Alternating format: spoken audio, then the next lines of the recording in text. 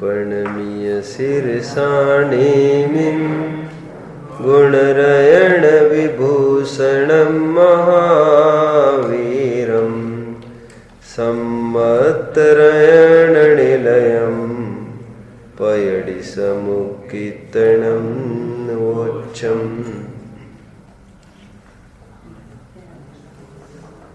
गोमठ राजा चामुंडराय तो एक बहाना है, कल्याण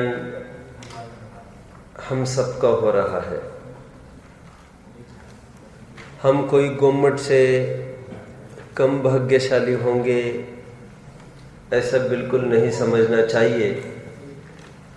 प्रत्यक्ष रूप से गोमठ नामक भव्य जीव के लिए नेमिचंद सिद्धांत चक्रवर्ती आचार्य ने इस गोमठ सार ग्रंथ की रचना की है।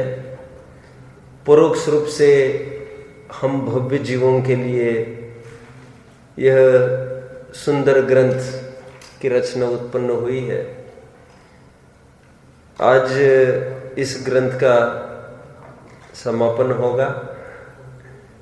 मैं तो आज ये सोच रहा था कि जिस दिन आचार्य कल पंडित टोडरमल जी ने गोमठ सार ग्रंथ की वचनिका पूरी की थी, उस दिन उन्होंने हर्ष मनाया था। गोमठ सार पूजा एक टोडरमल जी ने लिखी है, किसी ने पढ़ी है? गोमठ सार पूजा। तो और इतना हर्ष हुआ था उनको जिस दिन ये वचनिका पूरी हुई थी। मुझे भी क्यों न जाने बहुत हर्ष हो रहा है।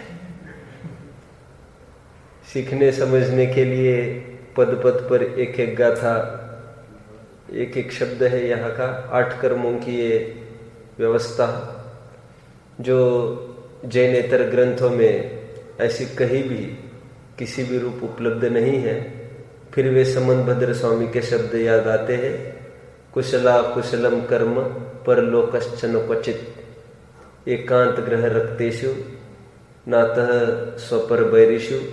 जैन दर्शन में जो पुण्य पाप की व्यवस्था बताई है, उसके फल स्वरूप स्वर्ग नरक की व्यवस्था बताई है, बहुभावांतरों की जो व्यवस्था बताई है, कर्म फिलॉसफी बताई है, वह वास्तव में अकाट्य है। ऐसा समनभद्र स्वामी ने लिखा। अभी अभी जो 20-25 गाथाओं का पैच हमने देखा विगत 10, 12, 15 दिनों से, 9 कर्म तद व्यतिरिक्त की मुख्यता से अभी 5-6 दिन में भी चालू हुआ था।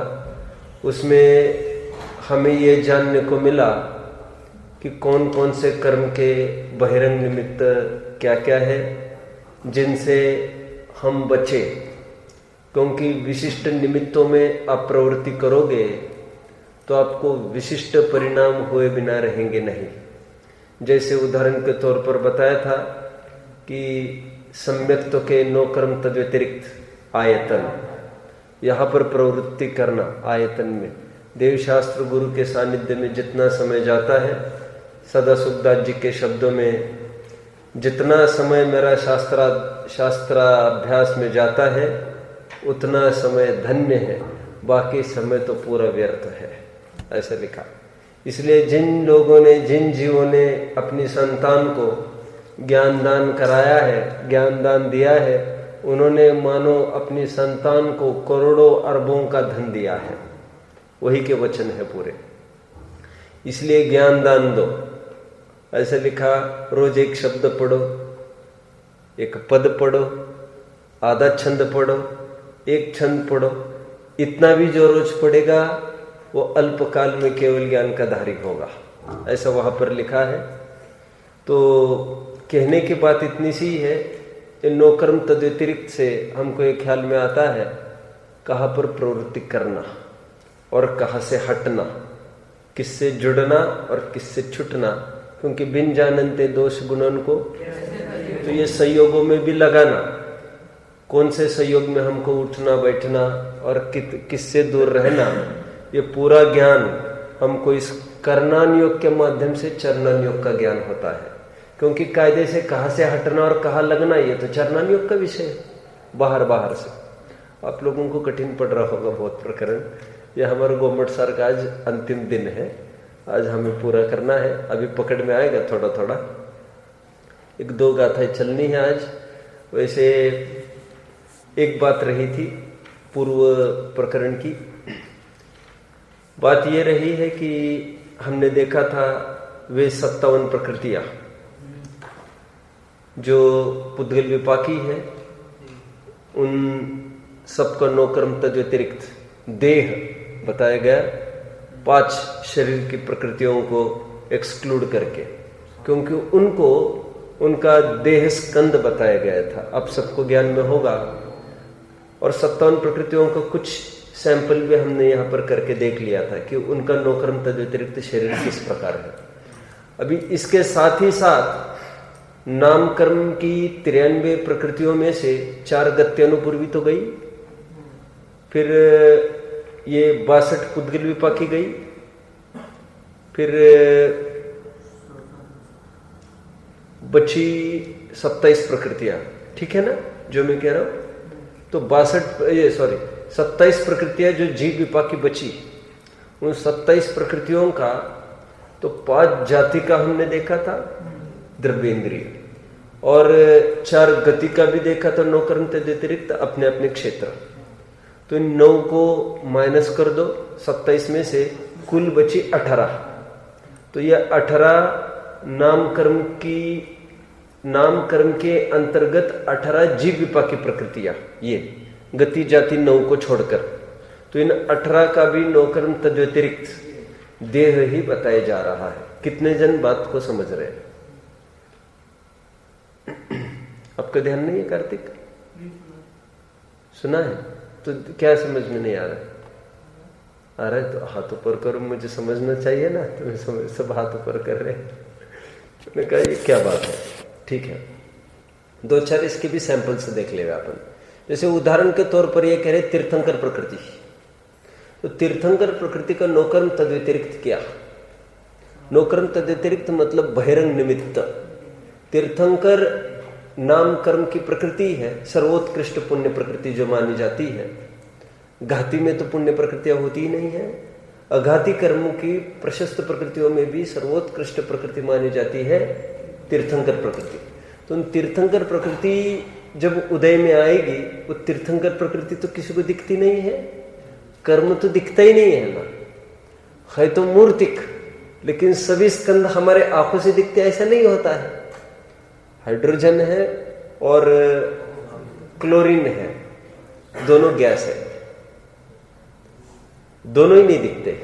हाइड्रोजन और ऑक्सीजन ले लो, और दोनों को कॉम्बिनेशन HCl के रूप में हो जाए, एसिड बराबर दिखने लगता है वो। जबकि कुछ ऐसा बड़ा नहीं है उनका वॉल्यूम, बस उनका एक पर्टिकुलर एक कंपाउंड हो जाए तो बस वो दिखने लगता है। कहने की बात मेरी इतनी सी है कि ये पुद्गल स्कंद मूर्तिक होने पर भी दिखते नहीं है हमको, लेकिन इनका असर किसी चीज में दिखेगा। किस चीज में दिखेगा? तो शरीर, ऐसा बोल दिया इन्होंने। तो शरीर में दिखेगा, कैसे दिखेगा मुझे बताना अभी। परम औदरिक शरीर के रूप में दिखेगा, ठीक है। और अभी शरीर मतलब यहां पर सचमुच शरीर ही नहीं लेना, क्योंकि ये सब बहिरंग विभूति आदि ये सब कारणभूत होगी इसके लिए। समझ में आता है सबको? है तो वो भी शरीर ही एक प्रकार से। तो शरीर तो है ही, शरीर पर थोड़ा थोड़ा असर दिखता है तीर्थंकर प्रकृति का, और थोड़ा थोड़ा असर सराउंडिंग पर। तो समूहशरण की रचना, छत्र है, चंवर है आदि जितना भी बाहर का तामझाम है, लोक में प्रभाव के कारणभूत। टोडरमल जी ने लिया ना क्या अरहंत की परिभाषा में, तथा लोक में प्रभाव चमत्कार आदि के कारणभूत बाहर सामग्री से युक्त, ऐसा उन्होंने लिया। तो ये शरीर पर घटित होगा तीर्थंकर प्रकृति। और जीव विपाकी में और क्या ले सकते हैं? जैसे सुभग दुर्भग, सुस्वर दुस्वर, आदे अनादे, प्रशस्त प्रशस्त विहयोगति, उच्चवास, त्रस, स्थावर, ये पूरा शरीर में ही दिख सकता है। सुस्वर दुस्वर आदि ये पूरा शरीर में ही दिख सकता है।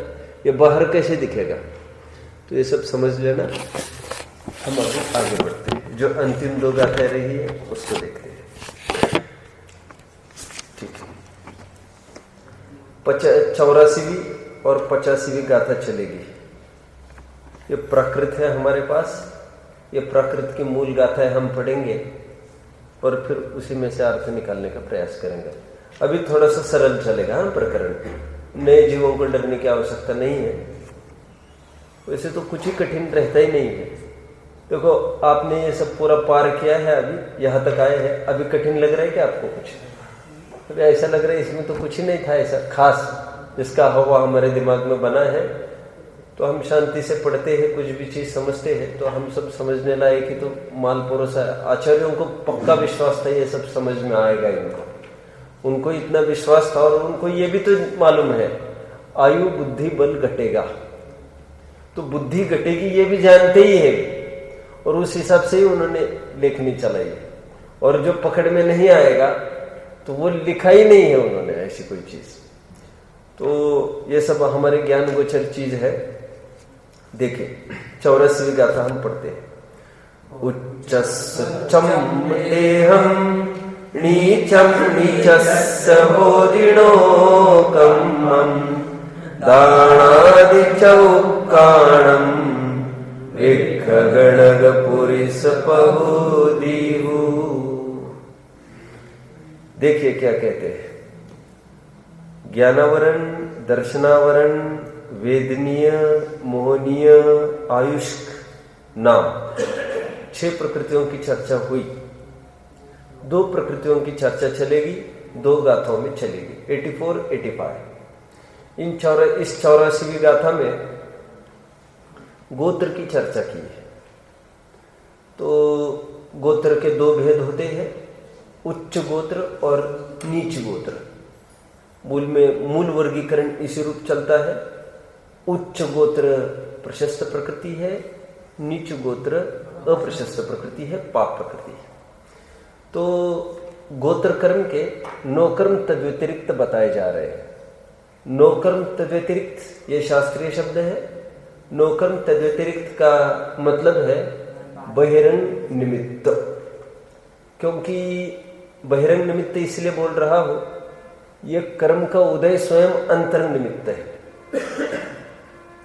गोत्र का जो उदय आया है, उच्च हो या नीच हो, ये स्वयं अंतरंग निमित्त है। तो ये बाहर की कौन कौन सी सामग्री लेके आएगा, इसकी चर्चा चल रही है। आप समझ रहे हैं सब मेरी बात को? मैं हमेशा एक बात कहता हूं कि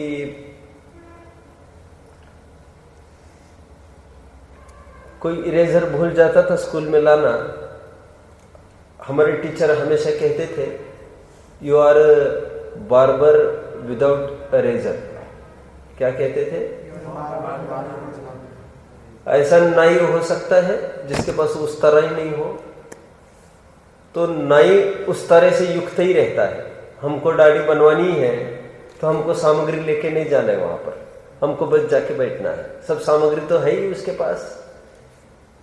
सिद्धांत इतना ही है कि जब कर्म उदय में आता है तो बहिरंग सामग्री भी वो लेके आता है। फिर पाप का उदय आना हो तो उस योग्य बहिरंग सामग्री भी लेके आता है। किसी के घर कलिहारी नारी के बैरी संभाई, ऐसे ऐसे संयोग वो स्वयं लेके आएगा। ध्यान रखना, कर्म को भी हमको लाना नहीं है, बहिरंग सामग्री को भी हमको लाना नहीं है। ला तो सकते ही नहीं है। और पाप का उदय आना है अथवा पुण्य का उदय आना है, उदय अपनी अपनी सामग्री लेके आता है। सामग्री लेके आता है या सामग्री लेके जाता है। पाप कर्म का उदय आया तो पुण्य की सामग्री चली गई। मूल में तो पुण्य का उदय चला गया तो वो अपनी अपनी सामग्री लेके जाता है। समझ में आता है ये? तो बाहर की सामग्री की तलाश में हम व्यग्र ना हो। ये देखो क्या कह रही है गाथा। ये कह रहे हैं कि उच्च गोत्र उच्चस्सुच्चं देह, उच्चः उच्चम देह, उच्च गोत्र के लिए उच्च देह, ये बहिरंग निमित्त। बहुत अटपटा लगेगा आपको, ये क्या बोल रहे हैं? नीचम नीचस होदीनोकम, नीच गोत्र के लिए नीच देह, ये बहिरंग निमित्त है। अभी इसका क्या अर्थ बनता है देखते हैं अपन। हो गया, गोत्र का प्रकरण पूरा हुआ है, एक लाइन में समेट लिया। अभी देखो क्या कहना चाहते हैं। अच्छा, आप चार्ट बना रहे हो, उच्च गोत्र के लिए उच्च शरीर लिखो और नीच गोत्र के लिए नीच शरीर लिखो। अब इसका भाव क्या समझना, उच्च शरीर और नीच शरीर से क्या तात्पर्य है यहां पर। जो उच्च गोत्री होगा उसके पास उच्च शरीर होगा, जो नीच गोत्री होगा उसके पास नीच शरीर होगा। लेकिन उच्च और नीच शरीर का तात्पर्य क्या, इसको दो रूप में हम समझ सकते हैं। एक तो प्रवृत्ति के रूप में हम इसको समझ सकते हैं, और एक तो हम इसको समझ सकते हैं स्वास्थ्य परक। दो रूप से समझ सकते हैं। कैसे समझ सकते हैं? जो उच्च गोत्री होते हैं उनकी शारीरिक एक्टिविटीज उच्च होती है, प्रवृत्ति उनकी उच्च होती है। तो जिनकी प्रवृत्ति उच्च है वे उच्च गोत्री, और जिनकी प्रवृत्ति हल्की है वे हल्के गोत्र वाले। ठीक है। अब उच्च प्रवृत्ति मतलब क्या लेंगे? दया, दान, भक्ति आदि, पूजन आदि, ये सब लगा लेना। ठीक है। और लोक कल्याण, समाज सेवा, ये आप लगा सकते हैं। और हल्का काम क्या कर सकते हैं आप? हल्की प्रवृत्ति, सप्त व्यसन करना, अमर्यादित भक्ष खाना आदि, ये सब हल्की नीच प्रवृत्ति में आएगा। तो शरीर की एक्टिविटी लेना आपको ऐसी। आप समझ रहे हैं ना? लोक में जिन प्रवृत्तियों को प्रशंसनीय प्रवृत्ति कहा जाता है, ऐसी प्रवृत्ति शरीर की होना, उस शरीर को कह रहे हो उच्च शरीर। और उच्च शरीर जिसको बिलोंग करता है उसके देखो अंदर टटोले तो उच्च गोत्र का उदय चल रहा है, ऐसी ये गाथा बोल रहे। ठीक है। मायाचारी से कोई कर रहा हो उसकी बात यहां पर नहीं चल रही आज। ठीक है। और नीच कोई हरकतें कर रहा है, सप्त व्यसन पाल रहा कर रहा है, तो फिर वो नीच गोत्री है। अमृतचंद्र स्वामी का एक उदाहरण फिर से जो थोड़े दिन पहले दिया था गोत्र के प्रकरण में, एक ब्राह्मण और एक शूद्र का उदाहरण दिया। एक शूद्रणी के यहां, शूद्रणी को दो बच्चे, जुड़वा बच्चे पैदा हुए। एक दियो बामणी के घर और एक घर राखो है। एक ब्राह्मणी के यहां दे दिया और एक अपने घर रखा। जो ब्राह्मणी के यहां दिया वो मध्य मांस का सेवन नहीं करता। क्यों? मैं ब्राह्मण हूं, मुझे नहीं करना चाहिए। हम लोग नहीं करते हैं, हमारे समाज बिरादरी में नहीं किया जाता ये, इसीलिए वो नहीं करता। और एक रात दिन शराब में ही डूबा है, उससे स्नान करता है। मूल शब्द है अमृतचंद्र स्वामी का कलश में क्या लिखा? वो स्नान ही उससे करता है, शराब से, ऐसा लिखा। अलंकारिक भाषा है, स्नान तो कौन करता है उससे, लेकिन उसी में डूबा रहता है। तो ऐसे जिनकी वहां पर कहा ये शूद्र, ऐसे लोग होते हैं कि शूद्र उसी में डूबे रहते हैं। आप समझ रहे हैं? ये हरकतें बतानी है। एक सप्त मतलब कोई ब्राह्मण होता है उसको एक प्रकार का सुपेरियरिटी कॉम्प्लेक्स बना रहता है, और जो हीन गोत्री है उसको एक इंफीरियरिटी कॉम्प्लेक्स बना रहता है। तो इंफीरियरिटी कॉम्प्लेक्स जिसको लेकर बना है, जिस एक्टिविटी जो उसकी उठना बैठना, उसको सिंप्लिसिटी नहीं हो सकती उच्च गोत्रों वालों के बीच में भी। तो ये सब जितनी भी एक्टिविटीज है ये समझ लेना। ठीक है। हल्के काम वो हल्के गोत्र का नौकरम तद व्यतिरिक्त, और उच्च प्रवृत्तियां अच्छे काम, दया, दान, व्रत, भक्ति आदि, ये उच्च गोत्र के नौकरम तद व्यतिरिक्त। और क्या ले सकते हैं इसमें अपन?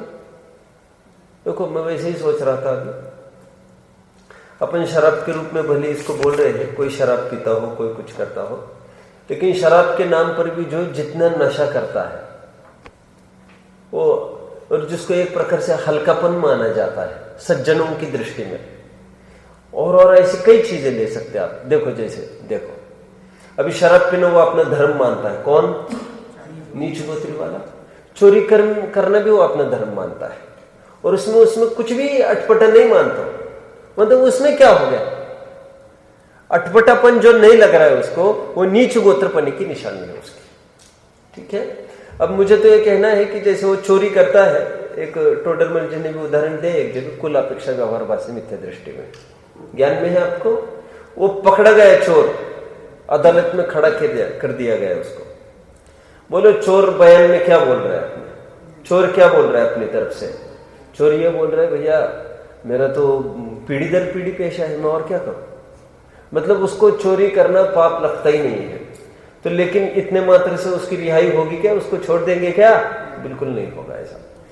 अभी देखिए, मुझे तो कुछ विशेष बात कहने, वो नीच गोत्री क्यों, एक तो शराब सेवन करना धर्म मानता है, ताश खेलना अपना धर्म, वो जुआ खेलना धर्म मानता है, वो चोरी करना धर्म मानता है, अपन अपने में लगाते हैं थोड़ा उसको। क्यों, शराब की तो थोड़ी देर छोड़ दो। अभी जो दहेज आदि मांगते हैं वो क्या क्वालिटी है उसकी, हमको इतना दहेज चाहिए तो हम काम होगा, नहीं तो रिश्ता तय नहीं होगा। अथवा ऐसे भी ले सकते हैं, लड़की कहाँ देना चाहते हैं, लड़की बहुत बड़े घर में देना चाहते हैं, हल्के लोगों के घर नहीं देना चाहते, वहां पर भी वे क्या मानते हैं, और जो जिस घर में लड़की देना चाहते हैं उस घर में पैसा आता किस मार्ग से, नंबर 1 से आता है कि नंबर 2 से आता है, क्योंकि आत्मानुशासन में तो स्पष्ट बोल रहे हैं क्या, जिस प्रकार समुद्र खारे पानी से ही भरता है और शुद्ध पानी से कभी समुद्र नहीं भरा जा सकता, उसी प्रकार जिसके पास खूब भोगों का अंबार लगा हो सामग्री का, वे निश्चित तौर पर अनिवार्य रूप से 2 नंबर का पैसा, ऐसा स्पष्ट छंद है ना आत्मानुशासन में। मुझे क्या कहना है, हम जो टटोल रहे हैं कि हमको लड़की यहां देना, ये पैसे वाले हैं, उनकी इनकम 2 नंबर की है पूरी, और हम वहीं पर देना चाहते हैं, ये कौन सा गोत्र कहलाएगा, ये नीच गोत्र कहलाएगा। वो चोर चोर दिखता है, ये चोर चोर क्यों नहीं दिखता, और एक नहीं कहीं भी हाथ घुमाओ आपको यही दिखेगा पूरा। और रिश्ता देखते समय ही कौन सा रिश्ता देखना, वो सबसे बड़ा हो, उनका बहुत अच्छा मतलब क्या है, इतना पैसा है, इतना ये है, ये इतने हैं, और वैसे इनकम कम है लेकिन बाकी बहुत उनको मिलता है खाने को। तो चोर को ब्याह नहीं है हमारी लड़की, आप समझते हैं। तो ये नीच गोत्र ही समझना, जितनी भी हल्की प्रवृत्तियां है ये सब नीच गोत्र में आएगी। जन्मा हो अच्छे गोत्र में उससे फर्क नहीं पड़ेगा। ठीक है, अब उसकी चर्चा भी नहीं है, खैर वो जन्मापेक्षा गोत्र की चर्चा है, वो अपनी अपनी जगह सुरक्षित है, यहाँ पर प्रवृत्ति की तरफ से डाल रहे हैं। ठीक है, होगा जन्म की अपेक्षा उच्च गोत्री, लेकिन अभी हीन प्रवृत्तियां है तो अभी लाइन पर नहीं है। आ सकता है भविष्य, वो बात अलग है, लेकिन जब तक ऐसी प्रवृत्तियां बनी रहेगी इसका निहाल नहीं होगा। तो उच्च और नीच गोत्र का ये प्रकरण हुआ। देखो सिंपल से बात कह रहे हैं यहां पर, उच्च सुच्चम देहम नीचम नीचस होदी नोकम्मम। उच्च गोत्र का नोकर्म उच्च देह है और नीच गोत्र का नोकर्म तद व्यतिरिक्त ये नीच देह है। देह में क्या लिया हमने, प्रवृत्ति ली, प्रवृत्ति। अभी स्वास्थ्य की तरफ आइए, थोड़ा सा दूसरा पहलू खोलते हैं। आपको थोड़ा सा अटपटा लगेगा स्वास्थ्य कहने पर, क्यों अटपटा लग रहा होगा स्वास्थ्य कहने पर, बताओ। क्योंकि अभी कल ही हमने स्थिर अस्थिर 2 प्रकृतियां देखी है, वो वात पित्त कफ संबंधी ही है। यहाँ पर थोड़ा सा अपेक्षा समझना, भी स्वास्थ्य का वो पर्टिकुलर पहलू खड़ा करो आगे। कौन सा, जितने शलाका पुरुष होते हैं उनके मल मूत्र नहीं होता, आप सब जानते हैं। शलाका पुरुष हो, कोई महापुरुष भी हो सकता है, इसमें मल मूत्र क्यों नहीं होता, उसकी तरफ मेरा संकेत है। इसीलिए नहीं होता क्योंकि बताएगा कोई, उनको मल मूत्र क्यों नहीं होता होगा, सब पच जाता है, बिल्कुल सही है। उनकी पाचन शक्ति इतनी मजबूत है, कोई वेस्ट जाता ही नहीं, जितना भी खाते हैं सब बराबर, एक एक बूंद बराबर यूटिलाइजेशन होता है। हमारी पाचन शक्ति इतनी वीक है, हम उसको नहीं पचा पाते। तो उस रूप में भी देह को लगाना, जिसका जितना मजबूत देह, वो उच्च गोत्री समझना। मजबूत देह मतलब ऐसा, अभी सब कुछ हम हमारे ज्ञान से पकड़ सकते हैं ऐसा नहीं है, मैं तो इनकी अपेक्षा बता रहा हूं, क्या क्या होगी इनकी अपेक्षा, हम सब पकड़ पाएंगे जरूरी नहीं है। स्वास्थ्य का जो मुद्दा हमने खोला है अभी, वो मैं ये कह रहा हूं कि जो उच्च गोत्री होते हैं उन सबका स्वास्थ्य एकदम A1 फिट रहता है, जो नीच गोत्री होते हैं उनका फिट नहीं रहता है। तो नीच देह में स्वास्थ्य भी लगेगा उनका। हम कितना पकड़ पाते हैं ये जरूरी नहीं है, ठीक है। चलो, ये शलाका पुरुष की अपेक्षा समझना जो मैंने अभी बताया। बाकी जनों का हम कितना पकड़ पाएंगे, कैसे पकड़ पाएंगे। हालांकि जो उच्च गोत्री होते हैं उनका खान पान भी अच्छा ही होता है, पाचन शक्ति क्यों अच्छी नहीं होगी उनकी। लोग कहते हैं ना कि वो मुनिराज मंजन नहीं करते, दंत दोहन नहीं करते, कभी भी आजीवन दंत दोहन नहीं करते तो कीड़े पड़ जाएंगे, खराब होंगे, तो क्या होगा, होगा ही नहीं है ऐसा कुछ, क्योंकि उनका खान पान इतना संयमित है। कितना खाना, क्या खाना, कैसे खाना सब जानते हैं, उनका कभी नहीं होता, जीवन भर भी नहीं होता। तो मैं ये कह रहा हूं उच्च गोत्र मतलब शरीर का स्वास्थ्य हमने लिया तो खान पान उनका अच्छा ही होता है, और नीच गोत्र वालों का खान पान वैसे ही अच्छा नहीं होता है। इसलिए मैं कह रहा हूं जो होटल वगैरह में भी खा रहे हैं वे सब नीच गोत्र में ले लेना, जिनको बाजार का चलता है वे सब नीच गोत्र में आएंगे, हल्की प्रवृत्ति के अंतर्गत आएंगे। देखो अभी ज्ञान में है वैसे बोल रहा हूं। अभी कल आपका एग्जाम था ना, वहां पर गए थे आप लोग भगवत गीता वालों का, तो मुक्ति भी गई थी साथ में, तो सामने DPS की बस गई थी। अब वे वहां पर गए, आते समय कि जाते समय वो बोल रही थी तो मैं सुन रहा था। तो सब आपस में कुछ वहां का बाजार का कुछ लेके खाने लग गए सब लोग। तो उन्होंने पूछा, तो पूछते ही समय उनको बहुत संकोच हुआ। तो बहुत वो जो टीचर थे ना उनके, देखो कितनी रिस्पेक्ट करते हैं, जो सच्चे ज्ञानी बुद्धिमान जीव है वो बहुत रिस्पेक्ट करते हैं, क्योंकि संयम है ना, ये अमुक नहीं खाता, ये संयम है। फिर क्या नहीं खाता वो मुद्दा दूसरा है, और क्यों नहीं खाता ये भी मुद्दा दूसरा है, ठीक। तो फिर उन्होंने पूछा, वो थे आलू के पराठे वैसे, तो पूछने को हुए बेटा आप, लेकिन स्वयं ही बोले, लेकिन बेटा आप तो खाओगी नहीं आलू का, तो सॉरी बोले। फिर वे अलग से गए और फिर उन्होंने बिस्किट का एक पैकेट लेके आए और बोले कि बेटा चलो ये खा लो। नहीं बेटा ये केवल आपके लिए लाया मैंने, आप वैसे कुछ नहीं खाते तो ले लो। नहीं बोले मैं कुछ नहीं खाती। अभी देखो मैंने तो वैसे कह दिया कि आप बोलती कि बाजार का कुछ नहीं खाते, और उसमें हर एक चीज में, बाजारू चीज में नॉनवेज नहीं है ये कौन बोल सकता है, अर्थात नॉनवेज सब में होता ही है। तो ये बाजार की जितनी भी चीज खाते हैं ये क्या खाते हैं, अरे क्या खाते बोलो ना, कि उसमें घी डालते होंगे क्या, बिस्किट में क्या डाला जाता है, उसमें पूरी चर्बी डाली जाती है, और जो ग्रीन सिंबल लगा है वो केवल इसकी निशानी है कि उसमें मांस नहीं है, बाकी खून भी डाला जा सकता है, कुछ भी डाला जा सकता है, इवन बोन, एनीथिंग। कोई टूथपेस्ट बोन के बिना तो बनती नहीं है, सब जानते हैं ये बात। और इसलिए मैं हमेशा कहता हूं कि एक, मैंने आपको भी कहा होगा, मुस्लिम का एक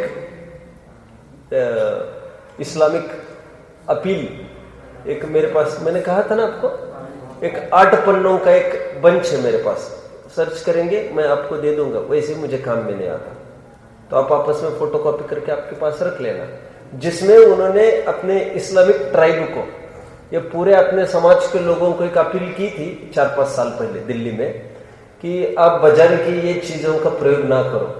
उसमें आप कल्पना नहीं करेंगे, खाने पीने की तो चीजें है ही, चॉकलेट टॉफीज वगैरह, ये शैम्पूज, लोशंस, ये सब, शेविंग क्रीम सब ले लिया उन्होंने, और ये कहने का प्रयास किया, ये भाइयों इसमें सब बोलो ये पिग फैट डालते हैं ये लोग, और अपन पिग खाते नहीं है, सावधान हो जाओ, सावधान हो जाओ। तो मुझे लगा ये मुस्लिम सावधान कर रहा है, अरे वे तो कम से कम पक्के हैं, किस रूप में पक्के हैं, सूअर का तो नहीं खाएंगे। मैंने अब भी कहा ना, कोई कहीं से हटा है तो उतना तो अच्छा ही है कि नहीं, वे उतने तो पक्के हैं, हम कितने पक्के हैं। और जो उनकी त्याज्य वस्तु है ना, और अच्छी कंपनी गोदरेज वगैरह, आज एक घर मिलना मुश्किल है जिसमें ऐसी टूथपेस्ट और शेविंग क्रीम्स नहीं मिलेगी। उन्होंने पूरी कंपनी, सब स्टैंडर्ड कंपनीज के नाम डाले हैं उसमें, और वो तो पिग फैट की बात कर रहे हैं मात्र। बाकी तो अन्य अन्य पशुओं का भी कौन देखते हैं उसमें पिग का फैट डाल रहे कि क्या डाल रहे। बहुत बड़ी बेकरी है एक, जैन बेकरी पूना में, और मैं जानता इसलिए हूँ कि मेरे मामा का भी यही बिजनेस था पहले, उनका 5 स्टार होटल था, तो वो उनको सब जानकारी रहती थी, पुणे के सब स्टार होटल्स में भी जाते थे, वहाँ पर चर्चा होती थी। तो एक जैन बेकरी है, बहुत बड़ी है पुणे की, वहाँ पर लाइन लगती है, सब जैनी लोग वहीं से सब परचेस करते हैं। तो उनको पूछा उस कर्मचारी को कि क्यों भाई ये ऐसी इतना जो आता है, हमारी क्वालिटी में इतना नहीं आता वो जो जितना जैसा आना चाहिए फिनिशिंग प्रॉपर आइटम्स में, और जब अंडे नहीं डालते अभी, तो कहते हैं अंडे डालने का अभी सवाल ही नहीं। बोले अंडे डालता कौन है? बोले अभी। तो उसने कहा अभी डायरेक्ट पाउडर आती है, and that is also made from egg only actually. तो कंटेंट्स में हम एग क्यों लिखेंगे? कंटेंट में हम बस वो पाउडर लिख देते वहां पर। अब पाउडर में जाकर देखेंगे तो वहां पर मिलेगा आपको, और अंडे की एक चीज, एक टुकड़ा भी पूरे बेकरी में नहीं है, और पूरी बनी बनाई पाउडर ऐसी आती है, वो कौन पहचानेगा उसको? वो तो उसने बोल दिया ये डायरेक्ट उसी कंपनी से आता है, बोले पूरा माल, और जैन बेकरी में, और पूरे जन ले रहे उसको जैन के नाम पर। जितनी भी बाजार की चीज खा रहे होंगे लोग, बाजार की एनी अमृत के नाम पर भी बिक्री होगी, वो सब नीच प्रवृत्ति में आएगा, वो नीच गोत्री है वो सब, आप समझते हैं। और शुद्ध सात्विक जो घर का ही भोजन करता है, कोई भी चीज हो घर की लेंगे। मैंने आपको थोड़े टाइम पहले कहा था, देखो अब ये भी बहुत भ्रम पालते लोग, बोलिए ये तो होटलात नहीं है, बोलते ही है लोग ऐसा। अरे घरों में ही ठिकाना नहीं है, तुम होटल की बात करते हो। होटल किसी भी स्तर का हो, ये तो मैं इसलिए जानता हूं मेरा होटल था, और मैं बोलूं एक जन को HIV था उसमें, एक जन को TB था, सच्ची बात कह रहा हूं। अरे वर्कर कहां से आएंगे? वर्कर कोई जैन ब्राह्मण होते हैं क्या? होटल में काम कौन करता है? और आप कल्पना नहीं करेंगे, जिस दिन वो कुक नहीं होता था, जिसको HIV हुआ था, और सालों था वो होटल में नहीं होता था, पब्लिक भोजन नहीं करती थी, इतना टेस्टी लगता था उसके हाथ का। वही कुक चाहिए सबको, वो वही खांसता रहता था, वही बीड़ी पीता रहता, सब वही करता था। आप समझ रहे, हम पानी भी नहीं पीते थे। फैक्ट कह रहा हूं आपको, ये तो हम वहां से गुजरे हैं, पूरा हमने देखा है, समझा है, रात दिन उसमें हमने देखा है। तो मैं तो क्या कह रहा हूं, वैसे प्रकरण क्या चल रहा है, तो नीच गोत्र का क्यों अभी प्रकरण खड़ा हुआ है साहब? मैं ये कह रहा हूं कि उनका स्वास्थ्य अच्छा रहेगा, तो मैं ये कह रहा हूं स्वास्थ्य अच्छा रहेगा तो फिर खाएगा पिएगा भी तो अच्छा ना, तभी तो। और नीच गोत्री होगा वो दोनों काम गड़बड़ करता है, खान पान भी उनका ठीक नहीं रहता, ठीक समय पर नहीं रहता। जो भी इसलिए भी रात्रि भोजन करते हैं, रात्रि सूर्यास्त के बाद पानी भी पीते हैं, समझ लेना वो कभी भी हट सकता है अपने ट्रैक से। वो तो अभी सब कुछ ठीक ठाक चल रहा है, दिख रहा है, इसलिए ठीक है, हट सकता है वो। और जो रिजिड है, सूर्यास्त पानी नहीं लेते अभी, बिल्कुल त्याग, क्योंकि अन्न त्याग का वादा नहीं है, बात भोजन के त्याग की, आहार के त्याग की। और आहार 4 प्रकार के कहे, खाद्य, पेय, लेय, स्वाद्य। ये नीच उच्च गोत्र में सब समझ लेना, ठीक है। हम भी घर पे बराबर ऐसा माहौल रखने का प्रयास करें, बाजार की कोई चीज हमारे घर में ना आए। इसलिए भी मैं कहता हूँ, रैली निकालने के दिन मैंने बोला ही था आप लोगों को, अब शाकाहारी के लिए कत्तल खाने बंद करो, रैली निकाल रहे हैं, कैसे सफलता मिलेगी हमको? हमारे घर पूरे इसी से कत्तल खाने के प्रोडक्ट्स बाय प्रोडक्ट से भरे हैं। अपना चलेगा क्या? तकलीफ अपनी है। फिर वही उत्तर दे उन मुंबई में अभी जो पर्यूषण पर्व के टाइम में, मांस बंदी के टाइम में, उन्होंने वही तो उत्तर दिया। जैनी लोग क्या नहीं करते? और कत्तल खाने, मैंने कहा आपको 2 कत्तल खाने जैनियों के पैसे ब्याज से दिए हैं, वो चला रहा है। मुस्लिमों को ब्याज से पैसा भी जैनियों के माध्यम से जा रहा है थोड़ा। हम कैसे बोल सकते हो बंद करो? हम नहीं बोल सकते ना, उनका एक एक प्रोडक्ट बाय प्रोडक्ट घर पर आ रहा है, ठीक है। अभी तो ये नहीं उदाहरण दे सकते, खैर अभी तो प्लास्टिक वगैरह आ गए, फिर भी पहले तो बटन ईच एंड एवरीथिंग ये हड्डी से बनता था अभी तक। अभी 20-25 साल से प्लास्टिक का इतना प्रोग्रेस हुआ, तो प्लास्टिक ने मार्केट में अपना स्थान जमा लिया, नहीं तो हड्डी का भी प्रयोग चाहे जहां होता था।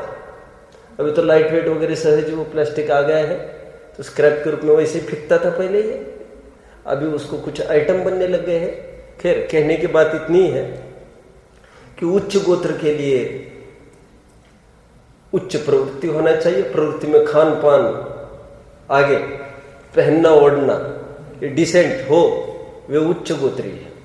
और दूसरी क्या बात कह रहा हूं, स्वास्थ्य भी उनका अच्छा हो।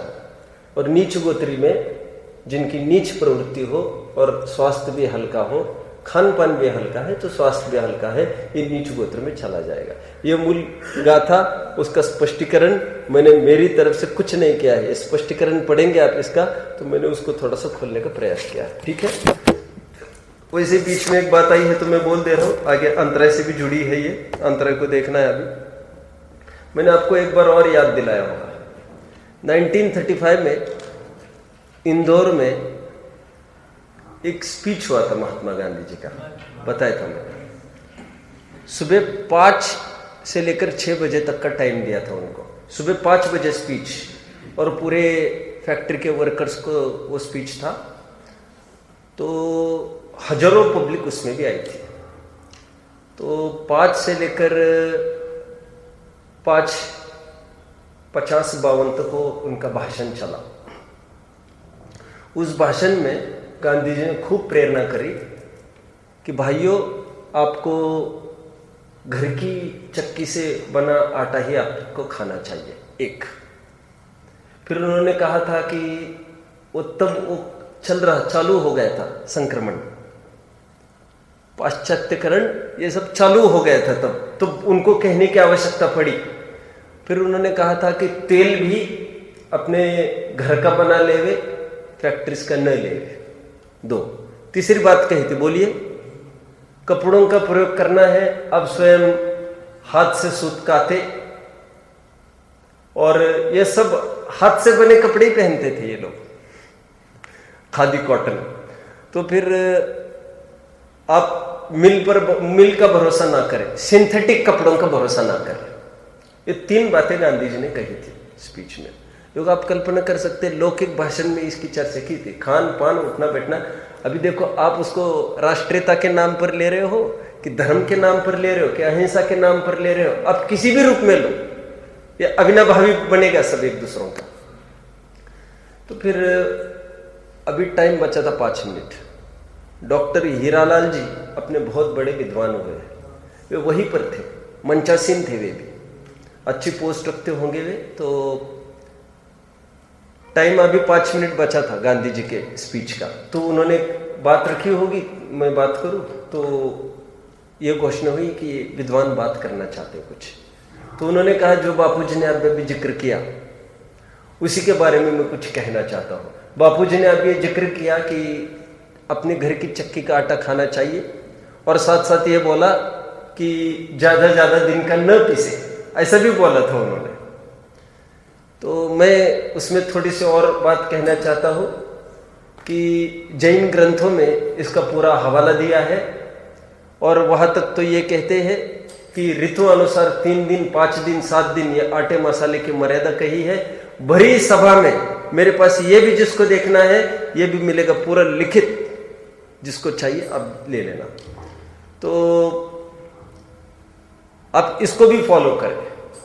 अब इतनी मर्यादा को, क्योंकि ऊपरी नॉलेज दिया था गांधी जी ने कि कम दिन का लेवे, तो इन्होंने प्रॉपर नॉलेज दिया कि ग्रंथों में ऐसा है। तो गांधी जी ने चिट पर उनको पूछा कि आप जिन ग्रंथों की चर्चा करते हैं वे ग्रंथ कौन कौन से हैं।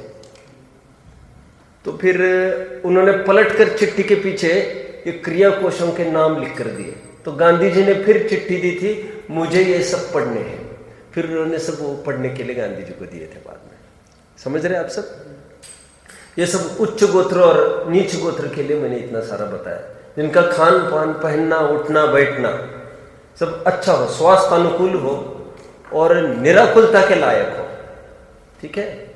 जिससे अकुलता हो ऐसा ना खान पान, उठना बैठना ये सब होता। और फिर ज्यादा पैसा कमाना है, अदरवाइज कमाना है, आकुलतादायक बनता है, तो शरीर भी स्वास्थ्य नहीं देता, स्वास्थ्य भी साथ नहीं देता उसमें। फिर लॉजिक है ये बात। चलो आगे बढ़ते हैं। ये अंतराय कर्म की चर्चा चलेगी। ये 1.5 गाथाओं में अंतराय कर्म की चर्चा है। वैसे एक लाइन तो अपन इसकी पढ़ लेते हैं। दानादि चौकाणम विग्गग नग पुरिस पहुदी हु। देखो क्या कहते हैं इसमें। दान आदि चौकाणम, दान, लाभ, भोग, उपभोग, चार ले लिए। वीर्य के लिए 85वीं गाथा में अलग से दे रहे हैं। अब जानते हैं अंतराय कर्म की 5 प्रकृतियां हैं मूल में। दानांतराय, लाभांतराय, भोगांतराय और उपभोगांतराय। ये 4 अंतराय की प्रकृतियों के 9 कर्म किसको बता रहे देखिए। विघ्न करने में समर्थ ये नग पुरुष। नग क्या होता है? पर्वत। न ग गमन करने का सूचक है। ख ग आकाश में गमन करने वाला। कौन? पक्षी। कौन? इंद्र भी हो सकता है। मैं हमेशा कहता हूं ना, त्रैलोक्य के कृत्रिम अकृत्रिम चैत्य चैत्यालय जजु। बोलो। खचर, खचर आकाश में चलने वाले इंद्रों की बात चल रही है। ख ग भी बोल सकते हो उनको। चर और ग एक अर्थवाची है, दोनों धातु गमनार्थक है ना। ख ग। अब मेरी तो दूसरी बात है। अ ग न ग ये पर्यायवाची है। अ ग भी कहते हैं पर्वत को। अ ग क्यों कहते हैं? अचल क्यों कहते हैं? चलित नहीं होता। पर्वत का एक नाम अचल है। मोह महाचल भेद चल। महाचल मतलब मोह रूपी पर्वत, महापर्वत। अचल कहो, अग कहो, नग कहो, ये सब पर्वत के पर्यायवाची है। अभी तो मुझे क्या कहना है देखिए। नग, नग का अर्थ मैंने खोला पर्वत। पुरुष, पुरुष। पर्वत पुरुष आदि। पहुदिद हु आदि पदार्थ। ये दान आदि के 4 में घातक है। हमारा दान, लाभ, भोग, उपभोग ये प्रकट नहीं हो पाता इनके कारण। कैसे? थोड़ा सा देखते हैं। पर्वत मतलब क्या लेंगे? जैसे सीधा उदाहरण है, पर्वत बीच में आड़ा आ रहा है, हम उस तरफ थोड़ी ना देख सकते हैं। और बात देखने की नहीं है, देखने की लेते तो बोलो, फिर ज्ञानावरण में तकलीफ है। ज्ञानावरण में आएगा ना 9 कर्म, कहते हम जा नहीं सकते उस तरफ। पर्वत है। अब पर्वत है उपलक्षण से क्या क्या ले सकते हैं? नदी है, खाई है, ये सब। इसलिए भारत ये दुर्गम प्रदेश कहा जाता है। अगम्य है। अगम्य मतलब वहां किसी का प्रवेश नहीं हो सकता भारत में। वेरी इजीली संभव नहीं है। क्यों? सब जगह से समुद्र है और हिमालय है एक तरफ खड़ा, बंगाल की खाड़ी है, प्रवेश करे कहां से करेगा? ये नेचुरल ही इतना प्रोटेक्टिव है ये नहीं। अभी भले ही दूसरे साधन निकले हो, सुनो सुनो, बात साधनों की नहीं है, बात यह है आज भी बहुत कठिन है उनको हिमालय से अटैक करना। उनको कितनी तैयारी से आना पड़ता है और महीनों स्ट्रगल करना पड़ेगा और लाखों पहले तो उनकी लाशें पड़ेगी सैकड़ों। कितना दम चाहिए वो विचार भी करने को, हिमालय को पार करने का विचार भी करना। तो ये पर्वत ये उनके लिए, इन्वेडर्स फॉर इन्वेडर्स। क्या है ये? क्या है ये अंतराय कर्म का 9 कर्म है। खाई है, राजा की शान मानी जाती है। राज्य के अगल बगल में जितनी खाइयां है, पर्वत है, पहाड़ है, उनके लिए प्लस पॉइंट माना जाता है। तो वो अटैक नहीं कर सकती, एनिमी अटैक नहीं कर सकती, और अटैक करे तो ये बच सकते हैं क्योंकि दाव पेच ये समझते कहां छिपने की जगह कहां नहीं। आज भी जंगलों में जहां पर डाकू फंसे बैठे रहते हैं, वे तो सब जानते चप्पा चप्पा। ये तो न्यू कमर्स कैसे जानेंगे 1-2 दिन में? एक आध 2-3 हफ्ते महीनों में कैसे जानेगा? वे तो सालों गए हैं। छोटे छोटे बच्चा जानता है कहाँ से घुसेंगे तो कहाँ निकलेंगे अपन, और कितनी दूरी पर निकलेंगे और कितनी देर बाद निकलेंगे, ये गुफाएं कहाँ तक चलेगी। मैं कहता हूँ ना, धारावी एरिया है ना मुंबई की, अच्छा पुलिस का बटालियन भी उसमें घुस जाए, घंटों एक दूसरों को भी नहीं ढूंढ पाए, और आतंकी को कब ढूंढेंगे? और एकदम आराम से रहते वहां पर, उस एरिया में आतंकी कोई नहीं आ सकता वहां पर। और 3-3, 4-4 मंजिली ये टीन शीट है ना, ऐसे ऐसे झोपड़े हैं 2-3 मंजिली, और कौन कहाँ रहता होगा, ऐसा घंटों पर रहते वहां पर। क्या बोला? घंटों पर रहते मतलब सुबह 6 से लेकर 9 बजे तक तुम रहोगे, फिर तुम मुझे इतना किराया दोगे, 3 ही घंटे रहने का किराया, फिर ये सेठ है, और किसका किस में मेल पड़ेगा, और लाखों है उसी में, और वही नालियां है, वही गटरे बहती है, सब वही है। अब दुर्गम है दूसरों को आने के लिए, तो ये पर्वत है, आदि जितनी भी बाधाएं हैं, बैरिकेड्स, इसको कहेंगे हम, ये विघ्न खड़ी करती है। तो मैं ये क्या कह रहा हूं अभी, दान, लाभ, भोग, उपभोग, इन 4 के लिए ये 9 कर्म है। बीच में बाधा खड़ी हो गई उनको, किसी को कुछ चीज देनी हो, अब बीच में पर्वत खड़ा हो गया, ग्रहण करनी हो, दान लाभ, भोगने जाना हो, नहीं भोग सकते। फॉर एग्जाम्पल, प्रथमानुयोग का उदाहरण ले लो।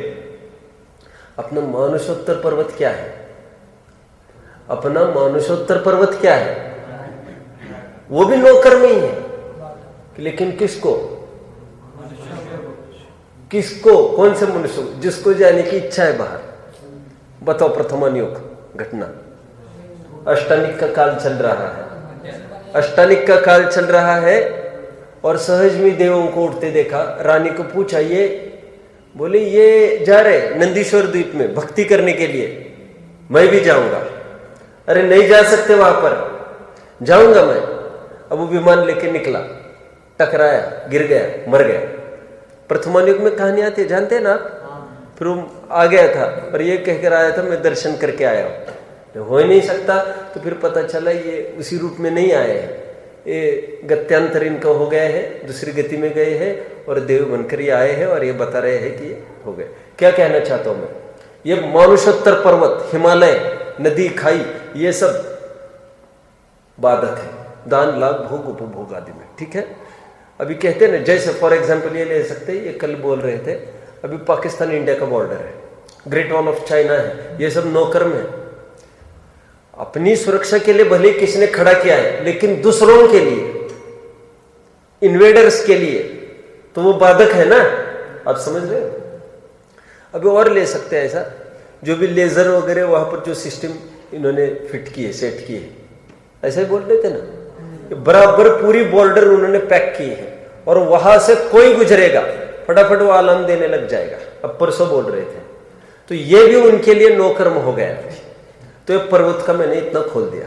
आप समझ रहे सब मेरी बात को? आगे बढ़ते हैं। ये अचेतन में ले लिया पर्वत। अब पुरुष चेतन में देखो क्या बोल रहे हैं। चेतन में कैसे ले सकते हैं? चेतन में तो सीधी बात है, कोई बीच में आड़ा आ जाए तो 9 कर्म हो गया। लेकिन हालांकि ये तो अपने ज्ञानावरण में हो जाएगा, फिर ज्ञानावरण में हो जाएगा। अब ऐसा करें, मुनिराज आहार के लिए आ रहे थे, और आहार के लिए आ रहे थे, उन्होंने देखा उनका बराबर मानस बना था, पड़गाहन भी कर रहे हैं सामने, और इनकी भी अंजलि है, बिल्कुल उस तरफ निकल ही रहे हैं, सामने कुत्ता आकर खड़ा हुआ। ये पुरुष तो नहीं है, लेकिन चेतन आया, बस अंतराय पड़ गई, यहां पर नहीं करेंगे आगे। अंतराय पड़ गई मतलब वैसे नहीं कि वो छोड़ के चले जाएंगे, लेकिन वहां पर नहीं रुकेंगे, आगे निकलेंगे। ये उनको बाधा खड़ी हो गई। ये पुरुष का अर्थ मैंने खोला, और ऐसा खूब लगा सकते आप। अरे हमारी भावनाओं की और इच्छाओं की पूर्ति में हमारे माता पिता बीच में आ रहे आगे, वे हमारे अंतराय कर्म के 9 कर्म है। आप समझते हैं, औरंगजेब ने अपने पिता को मारा, इस बोलो, कुणिक ने राजा श्रेणी को ही अंदर कर दिया। क्यों? वो बाधक बन गया उनके लिए। तो पुरुष मतलब कोई बाहर के पुरुष होना जरूरी नहीं है, बल्कि बात उल्टी है। ये घर ही घर में ये बाधक एक दूसरों को होते हैं। और ये बाप बेटों की बगावत ये बराबर अनादिकाल से चलती आ रही है और हर एक को झेलना पड़ता है। तब जाकर शेक्सपियर को कहना पड़ा, बोलो बोलो, son is the father of man. क्यों पुत्र है, वो बेटा लड़का नहीं है, वो हमारा बाप है, ऐसा बोला शेक्सपियर ने। क्यों क्यों एक एक बात में बाधक बनता है वो आगे। ऐसा क्यों पापा, ऐसा क्यों, आप समझते हैं? ठीक है। तो ये पुरुष को दान, लाभ, भोग, उपभोग, अंतरय कर्म का 9 कर्म बता रहे हैं। किसी भी चीज में कोई बाधक बन रहा हो हमारा, अच्छी चीज खराब चीज, उसकी बात नहीं चल रही है। कोई पति मना करता हो, आपको नहीं जाना दर्शन पूजन करने, आपको नहीं जाना प्रवचन में, तो वो हो गए 9 कर्म तदतिरिक्त, बहिरंग निमित्त हो गए। किसका? अंतरंग का। कहते हैं ना, he is under the thumb of domineering husband और वाइफ। मोहरा नहीं सुना आपने? He is under the thumb of the domineering wife. थम अंगूठे मतलब वो बाधक, वो सब उनके उसके हिसाब से चलता है उनका। जब भी कोई पुरुष बोले, साहब थोड़ा बताओ दान, इसमें कुछ दे दो, तो वो बोले मैं विचार करके बताता हूं, तो गारंटी से समझ लेना घर पर पूछेगा, गारंटी से। दूसरा कहीं नहीं पूछना है उसको, कमाता स्वयं है, सब पूरी इनकम स्वयं के हाथ में है, तिजोरी हाथ में है, सब हाथ में है, ऐसा लगता है। और अंतराय कर्म का 9 कर्म खड़ा है बीच में, बाधा। आप समझ रहे हो? चलो ये भी हो गया, आगे बढ़ो। ये सूतक होना, पातक होना, मारो मारो की आवाज आना, ये मुनिराज के आहार के काल में ये सब कुछ भी आवाज आए, ये सब 9 कर्म तदतिरिक्त लगा लेना। अब लगा लेना जिसको लेकर आदिनाथ को ले 7 दिन 7 महीने 13 दिन तक आहार नहीं मिला, तो अंतराय में 9 कर्म क्या लेंगे भैया? वहां पर अंतराय के 9 कर्म वो काल लेना। फिर वैसा आप समझ रहे सब मेरी बात को? काल ताजा अज्ञा नहीं समझ लेना। द्रव्य क्षेत्र काल भाव चारों के रूप में आप ले सकते हैं इसको अंतराय में। आज हम मोक्ष नहीं जा सकते, हालांकि वो वीर्य में आएगा, अभी दान लाभ भोग उपभोग में नहीं आएगा। वीर्य का देखो 85वीं गाथा, वीर्यस्येनो कम्मम रुक्षाहारादि बलहरम दौवम यदि उत्तर पयडीनम नो कम्मम दव कम्मम तू। बस एक महत्वपूर्ण प्रकरण रहा है, उसको ले लेते हैं। ये देखो, मुझे अब कुछ चीज याद आई तो मैं आपको कहूं। क्यों? महावीर अंतराय के 9 कर्म हो सकते हैं क्या? बोलो जल्दी। मैं तो महावीर बहुत बड़ी बात बोल दी आगे की मैंने। कैसे? जैसे वो है कत्ल, उसमें किसी को हिंसा करनी है तो वो संदेश दे रहे हैं नहीं, डायरेक्ट। अरे भाई, ये गौतम गणधर के लिए भी वो अंतराय कर्म के ही 9 कर्म है। कैसे? प्रमाण। अरे ये निर्वाण को प्राप्त हुए, इनको मोक्ष हो तुरंत। ये बाधा है कड़ी, महावीर बाधा है बहुत बड़ी गौतम गणधर। इसको थोड़ा सा लेना पड़ेगा, दिमाग से विचार करना पड़ेगा आपको। जब तक अभी तक थे तब तक कहां इनको भाव हुआ निर्वाण का? ये निकले निर्वाण को, इन्होंने फटाफट केवल ज्ञान की प्राप्ति करी। ये बाधक है। अब तरकीब से विचार करना पड़ेगा। इसलिए पंचास्तिकाय संग्रह के समापन में लिखा, ये देव शास्त्र गुरु की भक्ति भी साक्षात मोक्ष में अंतराय है। अंतराय उसकी तरफ मेरा संकेत है। सभा पूरी भरी है आज तक। एक गौतम के आने से सबके दानांतराय, लाभांतराय, भोगांतराय, उपभोगांतराय, लाभांतराय ले सकते आप। कक्ष विषम हो गए केवल एक के होने से, तो पुरुष निमित्त पड़ गया। आप समझ रहे सब मेरी बात को? एक पुरुष का होना सबके वीर्यांतराय, लाभांतराय कर्म के क्षय में निमित्त पड़ गया। कौन? एक गौतम का आना। उसी प्रकार बाधक भी ले लेना। ठीक है, वीर्य को क्या कह रहे हैं? आप देखो, वीर्य के लिए तो पूरा चरणयोग खोला इन्होंने। ये कह रहे देखिए, वीर्यांतराय कर्म का 9 कर्म क्या? रुक्ष आहार। इसमें थोड़ा चरणयोग भी घटित करूंगा और भी। आज इसको कंप्लीट करना है ना, आज इसको कंप्लीट कर देते हैं, कल के लिए नहीं रखेंगे, क्योंकि नए लोग आएंगे इस विषय को नहीं समझ पाएंगे। थोड़ा टिपिकल विषय है। नो कर्म तद व्यतिरिक्त शब्द ही उनका माथा खाएगा बहुत, तो अपन इसको कवर कर लेते हैं। रुक्षाहार किसका नो कर्म तद व्यतिरिक्त बोल रहे हैं? वीर्यान्तराय कर्म का रुक्षाहार। देखो आज हम लोगों में ताकत क्यों नहीं है? बोलो, नो कर्म तद व्यतिरिक्त स्पष्ट लिख रहे हैं रुक्षाहार। खान पान ठीक नहीं है, बासी खा रहे हो। ये बिस्किट भी क्या है वैसे? बिस्किट भी क्या है? अरे रोटी दूसरे दिन की हो गई तो बासी हो गई, और बिस्किट आटे ये क्या है? अब जानते क्या करते हैं मुंबई में? ये भिखारी है ना सब, इनका भी यूनियन है बहुत बड़ा, और इनकी इनकम साधारण नहीं है। क्या करेगा तुम्हारा डॉक्टर इंजीनियर? 40-50 हजार में इनके आराम से इनकम चलती है पर मंथ सामान्य की। और जो उसका मेन ऊपर बैठा है बहुत है उसकी टीम साथ में सेट। तो देखो ये सब रोटी इकट्ठा करके लाते हैं, ये रोटी इकट्ठा करके लाते हैं। रोटी खाएगा कौन इतना? क्विंटलों में से होटल में से रोज का वेस्ट निकलता है, क्विंटलों में से। एक बड़ा फंक्शन हुआ कहीं शादी आदि का, क्विंटलों में से वेस्ट निकलता है उसमें से। अरे एक एक की थाली में टोटल ले जाओ, आधा एक किलो वही छोड़ देता है। तो 100 आदमी को नहीं बुलाते होंगे क्या? और नहीं, ये बफे में तो ज्यादा ही समस्या है ना। अभी देखिए ये रोटियां इतनी कलेक्ट करते हैं भिखारी, ये करते क्या है? ये सब बेकरीज में चली जाती है, बेकरीज में परचेस करते हैं इन सबको। भाई साहब आटे वाटे के रेट क्या हो गए हैं? ये एकदम कम रेट में फटाफट भिखारी खाएगा। कब भिखारी है आजकल? भिखारी बराबर वो 10 बासी रोटियां बेचकर जो पैसा आएगा ताजा फटाफट जाकर होटल में जाकर खाता है वो। आप समझ रहे? और इसी के आप लोग खा रहे हैं। बिस्किट्स वगैरह जितनी भी मार्केट में सामग्री आती है सब ऐसी बन रही है। और मैदा वगैरह कैसा छाना जा रहा है? या अभी गए थे हैदराबाद, ये मानिक चंद कंपनी में आटे की फैक्ट्री है ना, मानिक चंद का आटा वगैरह भी है सब पूरा। अब इतने लटों के बिना कुछ नहीं दिखता है, ये सब स्थिति है। ये अपने आप जानते होंगे ना, मुकेश जी है ना, पवन जी के भाई, ये भी पहले आटे की फैक्ट्री में थे कहीं। तो ये बता रहे थे एक दिन मुझे, तो मुझे पता चला। तो सब ऐसे जी वगैरह सब देखे, ये सब छोड़ के ही आ गए। इन्होंने पूरी truck he direct with mall direct police station ले गए। देखो ये ऐसा माल बेचते, तो बहुत बड़ा केस हो गया था वो सब। मुझे तो ये कहना है इन प्रोडक्ट्स, ये ऐसे सामग्री से सब सामान बनता है। रुक्षाहार में क्या लेंगे? आज हमको ताकत क्यों नहीं है? सब ऐसा रुखाहार है हमारा।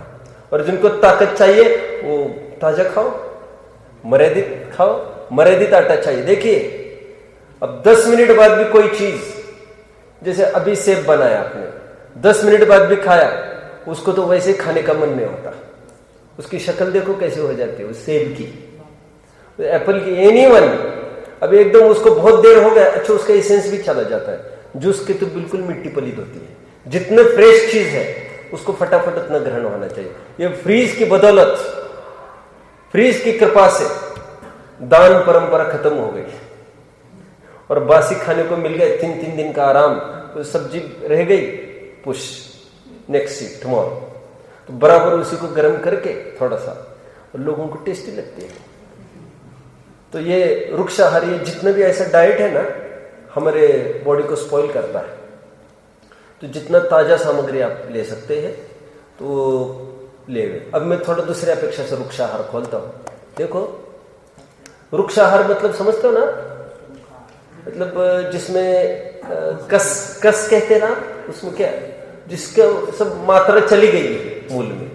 अभी टेस्ट के नाम पर क्या रहता है उसमें वो बात अलग है। देखो ये ब्रह्मचारी लोग भी, व्रती त्यागी लोग भी, मैंने थोड़े दिन पहले भी चर्चा की थी, रूखा आहार लेते हैं। लेकिन वे रूखा उस जाति का नहीं लेते हैं बासी बनाकर। वे कैसे लेते हैं? रूखा आहार लेना हो उनको तो देखो निरस आहार लेते हैं, अथवा घी का त्याग, दूध का त्याग। तो उनको बल नहीं आता, बल उनका ब्रह्मचर्य पलता है। अब समझ रहे हैं मेरी बात को? अभी ये मैं दूसरी अपेक्षा ले रहा हूं, ऐसी भी अपेक्षा समझो आप, नहीं समझ रहे ये बात को। उपवास करेगा कोई, उसको विषय वासना एकदम खत्म होती जाती है। मैंने लॉजिकली घटित करके दिखाया 11 प्रतिमाओं का जब प्रकरण लिया तो मैंने कहा देखो ब्रह्मचर्य प्रतिमा बाद में है, सच्चित्त त्याग प्रतिमा पहले। ऐसा क्यों? देखो बहुत टाइम तक बुद्धि चलती रही मुझे। आप समझ रहे मेरा प्रश्न? देखो कोई भी सब्जियां उबाल के खाना, सब्जियां, फल भी इवन अब अंगूर भी खाते ना, अंगूर को भी उबाल के खाओ। एनी फ्रूट और एनी वेजिटेबल, इवन कोकोनट भी अब बिना उबाले नहीं खाओ। तो ये सच्चित्त त्याग प्रतिमा यही तो कह रही है। सच्चित्त त्याग प्रतिमा क्या कह रही है? अब कोई भी चीज उबाल के खाओ, अचित करो, अचित करो, अचित करो। अचित होने में होता क्या है? उसकी स्ट्रेंथ घट जाती है। इसलिए मेरा बहुत टाइम तक एक जन से ऐसा चलता रहा, वो ब्रह्मचारी भाई ये कहते रहे बहुत टाइम तक, और लड़ाई झगड़े के रूप में भी नहीं, ना नोक झोंक के रूप में, एक रूप में इस प्रकार कि वे मुझे कहते रहे कि तुम क्यों करते हो ये सब? एक एक चीज में अंगूर भी खाना है, उसको भी उबाल लो। एक एक चीज उबाल के खाते। एनी चीज में तो सेब लेना हो, एनी चीज में तो उबाल के ले, तो कोई भी चीज बिना उबाले, अनार भी लेना हो, अनार के दाने वो पहले उबल जाएंगे। बिल्कुल 5 मिनट भी कहो, वो जितना मामूली हो जाए वो एकदम अंदर तक अचित होगा। तो फिर वो आयुर्वेद का आधार दिखाते थे। मुझे कहना ये गाथा बहुत महत्वपूर्ण है। वो क्या कहते थे आयुर्वेद का आधार देते हुए? आयुर्वेद मना करता है, वो कहते देखो नमक नहीं डालना किसी चीज में। आपने सुना आयुर्वेद को कभी थोड़ा बहुत? वो कहते नमक डाल के नहीं खाना किसी भी चीज में, एक बात। फिर वो कहते हैं उबाल के नहीं खाना कोई चीज, सेकंड बात। प्राकृतिक चिकित्सा वाले बोलते हैं आप इसको देखना, तो कहते हैं वो कच्ची कच्ची चीज खा जाओ, या एकदम बिल्कुल हल्की सी पकाना कहते हैं। तो और क्या, वो नींबू नहीं लेना भोजन के टाइम में, सब आयुर्वेद बोलता है, ये मैं सब जानता हूं, मैंने सब पढ़ा है। अब अपना दर्शन क्या बोलता है? या तो नींबू निचोड़ के खाओ। ककड़ी खानी है आपको, आप एक काम करो, पहला प्रेफरेंस उसको उबालो। अबे आग नहीं है आपके पास तो मजबूरी में आप एक काम करो, आप नमक छिड़क लो, 10-15 मिनट रुकना, फिर एकदम उसको पानी वानी छूटने लग जाए, ख्याल में आए भिन गए हैं नमक अच्छे से एकदम अंदर, then you can consume it. क्यों? बाय देन ये हो गया है अचित। अब ये एकदम कंट्रोवर्सी दिखती है, तो वो मुझे कहते रहे तुम एकदम उल्टा उल्टा करते हो, एकदम उल्टा उल्टा करते हो, ये कहते रहे। और मेरी धर्म की दृष्टि से मैं करता था सब कि कोई भी चीज सचित नहीं खाना, अपने को कोई भी चीज सचित नहीं खाना, उसको अचित करके ही खाना। और वे कहते थे इसमें इसेंस जाता है, तत्व जाता है। एक दिन कैलाश चंद जी की पुस्तक पढ़ रहा था, जैन धर्म, बहुत शानदार मुझे समाधान उसमें मिल गया। उन्होंने कहा सचित्त त्याग प्रतिमा को पहले रखकर ब्रह्मचर्य प्रतिमा बाद में रखने का क्या उचित? क्योंकि यहां पर जितना भी डाइट वो लेता है सचित्त त्याग प्रतिमा में, उसकी वो उत्तेजना वाली स्ट्रेंथ को बिल्कुल नलीफाई करता है। अब समझ रहे? उसको बिल्कुल वासना उत्पन्न नहीं होती। जो भी जिसको तकलीफ हो वो इसको करके देखे, उसको 100% रिलीफ मिलेगा। किसी प्रकार की कोई विषय वासना उसको जागृत नहीं हो सकती। इतना कूल, आप समझते हैं मेरी बात को? एक भाई मिले थे, भाई क्या है 80 साल के हुए तो 70-80 साल। एक तो भाई कहने की पद्धति है, ब्रह्मचारी है, उन्होंने कान में बहुत टाइम से पहन रखा है कुछ एकदम इस प्रकार का, दोनों कान में, कि बौद्ध मंक पहनते हैं ना, वैसे वो अपने देखे बौद्ध, ये बौद्ध भिक्षु देखे आपने? वे ऐसे पहनते पर्टिकुलर देखा आपने दोनों कानों में? ऐसा नहीं देखा आपने, सीधे रहते हैं, तो बराबर वैसे वो चलते हैं। तो फिर मैंने पूछा, तो वो बोले, मैंने बताया था कि आपको एक कभी, बोले यहां से एक नर्व जाती है, साइंटिफिक बोल रही है, समझो सब। बोले बराबर यहां से एक नर्व जाती है जो सेक्स रिलेशन से रिलेट करती है सीधी। ये न सीधी दब जाए, उसकी जीरो हो जाए, उसकी भावनाएं उत्तेजित नहीं होती। तो फिर वो बहुत आदर देते रहे मेरे पास। फिर उनकी तो इतनी अलमारियां भरी है बौद्धों के आदि सब शास्त्र, फिर वो देते रहे। ये बोले चिकित्सा है ऐसी सब, एक्यूपंक्चर एक्यूप्रेशर होता है। बोले बस यहाँ के छेद दोगे, यहाँ से जाती है। बोले इसीलिए यह परंपरा चल पड़ी, छोटे बच्चों को बराबर बचपन में ऐसा कर देते, बोले भावना जागृत नहीं होती, ऐसा साइंस है, ऐसा वो बार बार बोलते रहे मुझे। तो मैं ये कह रहा हूँ, ये भारतीय संस्कृति में कहीं भी जितनी भी एक्टिविटीज पढ़ी है उसमें ये चीज पढ़ी है कि विषय वासना उत्तेजित ना हो, वैराग्य की पुष्टि की। आप समझते हैं? मुझे तो डाइट के बारे में कहना है कि आप रूखा भोजन और नो कर्म बता रहे हैं, किसके लिए? वीर्यांतर। आपको ताकत नहीं होगी, ताकत नहीं होगी, आप देख लेना 2-4 उपवास करेगा, उसको उत्तेजना नहीं होगी। अब उपवास नहीं करेगा तो भोग नहीं करना, ये कहने की आवश्यकता ही नहीं है, करेगा ही नहीं, कर ही नहीं सकता, ताकत ही खत्म होती है। मैं हमेशा एक उदाहरण देता था ना, आपको याद है कि एक विधवा थी, न्यूली मैरिड, और उसको एकदम भावना होने लग गई बार बार, तो वो कहने लगी नया कुक रख लो, आप नया कुक, थोड़े यंग कुक रख लो। सन्मति संदेश में छप कर आई है ये कहानी, आप इसको पढ़ लेना चाहिए।